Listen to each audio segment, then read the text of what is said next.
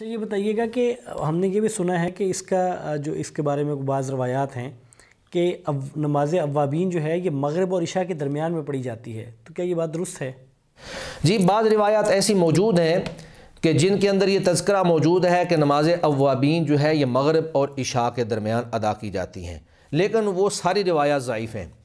اس سلسلہ میں دو روایات زیادہ معروف ہیں، جن میں سے ایک روایت مصنف ابن ابی شیبہ کے اندر موجود ہے جو سیدنا ابن عمر رضی اللہ تعالی عنہ سے مروی ہے۔ فرماتے ہیں کہ صلاۃ الاوابین، جب نمازی اپنی نماز مغرب سے فارغ ہوں تو اس وقت سے لے کر نماز عشاء سے پہلے تک ادا کی جاتی ہے۔ تو یہ روایت جو ہے مصنف ابن ابی شیبہ میں موجود ہے، لیکن یہ سند کے اعتبار سے صحیح نہیں ہے، کیونکہ اس میں ایک راوی ہے موسیٰ بن عبیدہ۔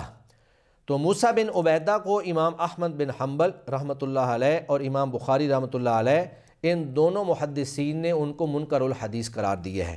نیز امام ابن معین، علی بن مدینی، ابو زرعہ اور امام ابو حاتم رحمہم اللہ ان سب نے ان کو ضعیف قرار دیا ہے۔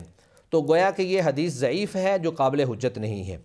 اور دوسری روایت جو ہے وہ شرح سنہ کے اندر موجود ہے۔ سیدنا عبداللہ بن عباس رضی اللہ تعالی عنہ فرماتے ہیں کہ فرشتے ان لوگوں کو گھیر لیتے ہیں جو مغرب اور عشاء کے درمیان نماز پڑھتے ہیں، اور یہی نماز اوابین ہے۔ لیکن یہ روایت بھی قابل حجت نہیں ہے، کیونکہ امام بغوی رحمہ اللہ نے اس روایت کو صیغہ تمریض سے، قیلہ کے الفاظ سے جو ہے بیان کیا ہے، جو اس کے ضعیف ہونے کی طرف اشارہ کرتا ہے۔